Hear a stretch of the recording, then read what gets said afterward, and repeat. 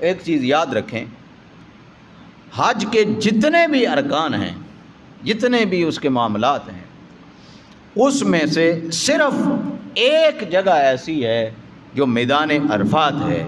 اس میدان عرفات میں 9 ذی الحج کو پہنچ جانا، یہ آپ کا حج ہے، یہ آپ کا حج ہے۔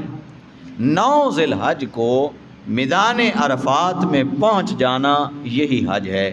حج کا خطبہ سننا یا وہاں پر سارا دن بیٹھے رہنا یا نمازیں ادا کرنا، یہ حج کے ارکان میں شامل نہیں ہے۔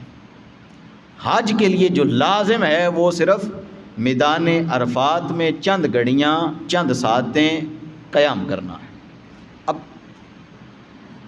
یا باری تعالیٰ، ہم نے لاکھوں روپے لگائے، 10-15 لاکھ روپیہ پاکستان سے لگایا اور لگا کے ادھر حج کے لیے گئے۔ باری تعالیٰ، ہم نے تو تیرے گھر کا حج کرنا تھا اور تو نے حج رکھ دیا اس میدان میں۔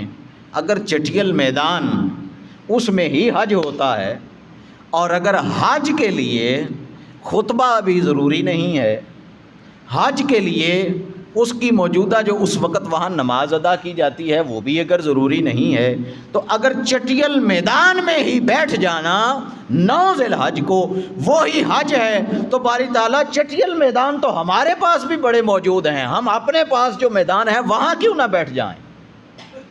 جس ملک میں تو نے یہ ایک جگہ مخصوص کر رکھی ہے، اس ملک میں اور بھی کئی چٹیل میدان ہیں، ہم اس میدان میں کیوں نہ بیٹھ جائیں؟ باری تعالیٰ، ہم اپنے اپنے علاقوں میں جو میدان ہیں ان میدانوں میں کیوں نہ بیٹھ جائیں؟ بھائی حج جو ہے وہ تیرے گھر کا طواف کرنا وہ بھی حج نہیں ہے، صفا مروہ کی سعی کرنا وہ بھی حج نہیں ہے، شیطان کو کنکریاں مارنا وہ بھی حج نہیں ہے، ادھر ذبح کرنا جانور کو وہ بھی حج نہیں ہے، صرف ایک میدان میں چند گھڑیاں بیٹھنا، ادھر رک جانا وہ حج ہے۔ تو باری تعالیٰ پھر ہم اپنے اپنے علاقوں کے میدانوں میں کیوں نہ رک جائیں؟ اللہ کی ذات فرماتی ہے نہیں، مجھے سروکار میدان سے نہیں ہے کہ تم کس میں بیٹھتے ہو کس میں نہیں بیٹھتے، میں نے اس میدان کی حاضری کو حج اس لیے بنایا ہے کہ جب میرا ایک محبوب بندہ، میرے 2 محبوب انسان آپس میں ملے تھے تو وہ اس چٹیل میدان اور اس وادی میں باہم مل گئے تھے، اس وادی میں مل کے انہوں نے میرا شکر ادا کیا تھا، اس شکر کو میں نے آپ کے لیے حج بنا دیا۔ باری تعالیٰ، وہ کون ملا یہاں؟ فرمایا ہاں، وہ جو تمہارے جد امجد تھے نا، آدم علیہ السلام، اور تمہاری جو ماں تھی حضرت حوا، وہ دونوں یہاں ملے تھے، اور ان کے ملنے کی جگہ کو میں نے تمہارے لیے حج بنا دیا ہے۔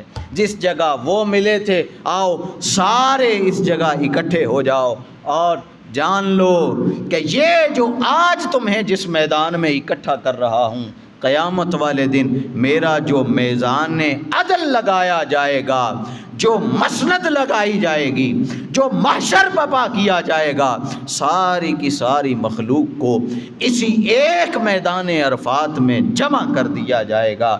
تم سارے کے سارے اسی میدان میں جمع کیے جاؤ گے۔ کیوں؟ اس لیے کہ تمہارے جو اول شخص ہیں حضرت آدم اور حضرت حوا، وہ اسی میدان میں جمع ہوئے، ان کا ملاقات یہاں ہوئی۔ اچھا باری تعالیٰ، یہ ٹھیک ہو گیا، تو پھر یہ جو شیطان کو کنکریاں مارنا ہے، پھر جانور کو ذبح کرنا ہے، صفا اور مروہ کی صحیح کرنی ہے، حلق کروانا ہے، تو تیرے بیت اللہ کا طواف کرنا ہے، اگر یہ حج کے ارکان نہیں تو پھر یہ کیا ہے؟ اللہ کی ذات نے فرمایا یہ حج صرف اس میدان عرفات میں رک جانے کا نام ہے، باقی یہ جو چیزیں ہیں اگر تم دیکھو گے تو یہ بھی میرے محبوبوں کی ایک سنت ہے، یہ بھی میرے محبوبوں کا طریقہ ہے، یہ سنتیں ہیں، اس کے بعد واجبات ہیں، پھر مستحبات ہیں، ہر چیز میں میں نے اپنے محبوبوں کی سنت کو رکھا ہے۔